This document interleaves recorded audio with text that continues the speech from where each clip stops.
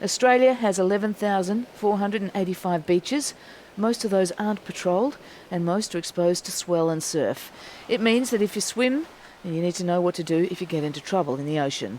This season, 12 people have drowned in rip currents in Australia.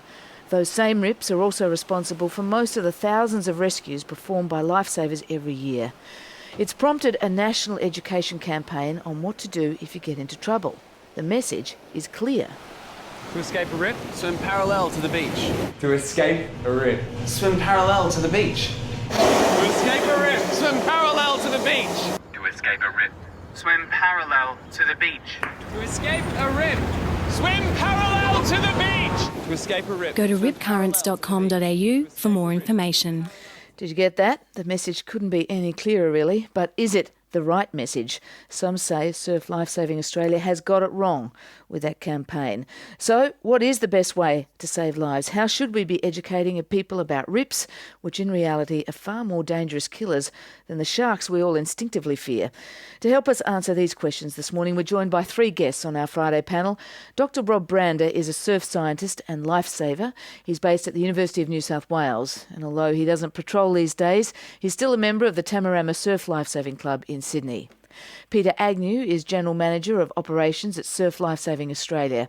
He's also been a lifesaver for 25 years, mainly as a volunteer at North Bondi, though these days he describes himself as a worn-out lifesaver turned administrator. Both Rob and Peter join me in the breakfast studio. Good morning to you both. Morning. Fran. And John Anderson is Secretary of the Australian Professional Ocean Lifeguards Association. He was a lifesaver for 14 years, including 7 years at Avoca Beach, one of the busiest beaches on the New South Wales Central Coast, and he joins you from his home office in Coffs Harbour. John, good morning to you. Good morning, Fran. Well, Rob Brander, if we could start this conversation with you, exactly what is a rip and why are they so dangerous? Well, I like to tell people rips are like rivers of the sea, because whenever you have a beach that has a lot of breaking waves over a wide area, when you see breaking waves, you see white water, and that white water is water that's being pushed towards the beach, and you can't have water piling up on the beach all day long. It's got to get back out. And if you've got a beach that also has channels and deep areas, that water will sort of find that deep channel, flow offshore, get squeezed, flows fast, and that's your rip. So basically, rips take all that extra water back out to sea. And most beaches have them? Any beach in Australia that's got surf and waves will have rips. So on the east coast, from Fraser Island all the way down and around through to sort of Wilson's Prom has got rips. Peter Agnew, we're talking rips non-stop at the moment, and not surprisingly, there's been some tragic deaths on Australian beaches this year, people drowning caught in rips. Last year, I barely heard about a rip. All we heard about was sharks. Why are rips the message this year? Well, I think it's been certainly a concerted effort that Surf Lifesaving Australia has put a large focus on rips. Last year we tried to get the word rip mentioned in the media, and it was very hard through sharks. But this year, with the assistance of the federal government, we've put a lot of funding and research and education into rip education in the country, and we've got a 3-year goal of wanting to educate every Australian about rip currents in Australia. So we're a year one, we're off to a bit of a flying start, but still lots of work to do. John Andrews, educating people about rips, no doubt a good idea, but you've been pretty critical of Surf Lifesaving's campaign, especially the slogan that we heard there, if you to escape a rip, swim parallel to the beach. What's wrong with that message?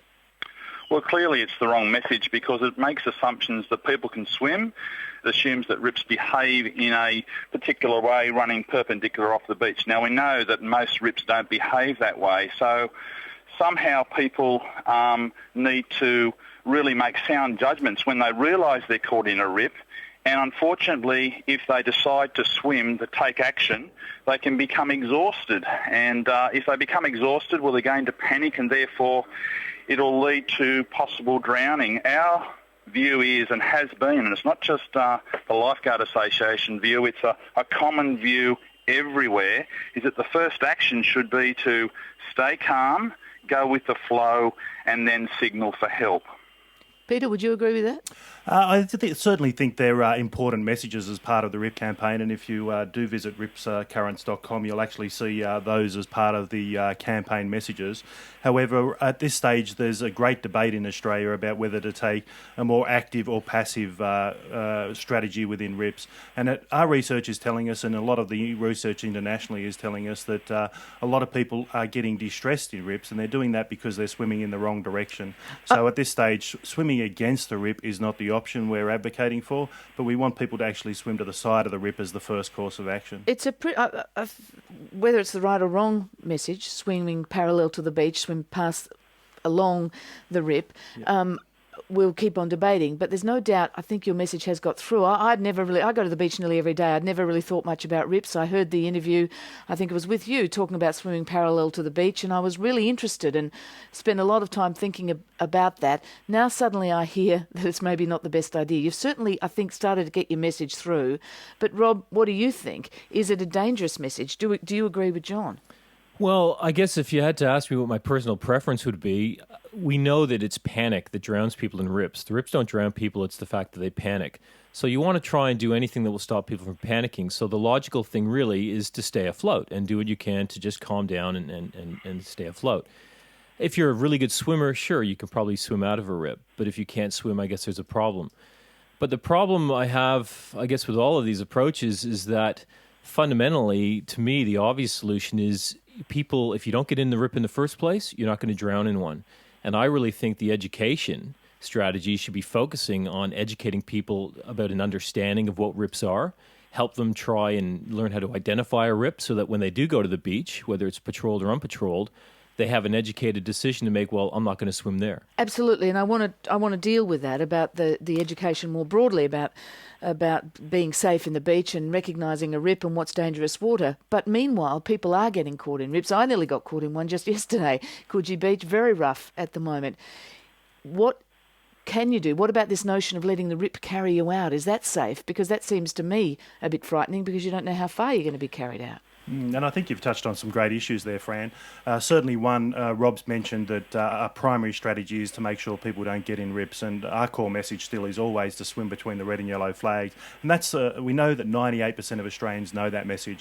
However, they're still choosing and making poor choices not to swim between the flags, and we're looking to give them strategies to be able to actually help themselves. We have a bit of a learned helplessness sometimes, and people don't have the correct strategy to deal with the situation. And over the next 3 years, we want to give them the strategies to be able to spot a RIP and identify a RIP, know what to do with it when in a RIP, and particularly make sure that they don't panic and have a good understanding. John, what's your advice if you're caught in a RIP, apart from not panicking, and that's sometimes hard to do? What about this notion of going with the RIP, letting it take you out? Well, the campaign that Surf Life Saving have launched says swim parallel. Now, it must have been repeated 5 times. Now, this message has got through. It's created confusion out there for people going to beaches. It's created confusion for the people who are taking key messages to groups. They're saying, should I swim parallel? And we're saying, no, you need to stay calm. You need to go with the flow. And clearly, if you look at the different kinds of RIPs that are there, and the science is there to prove it, if you look at the survival rates for people who float and go with the current, there are dramatic differences between the view, which comes from not just our association, but from legends like Craig Riddington, from people within Surf Life Saving. We've got a whole lot of people saying this is what you need to keep doing.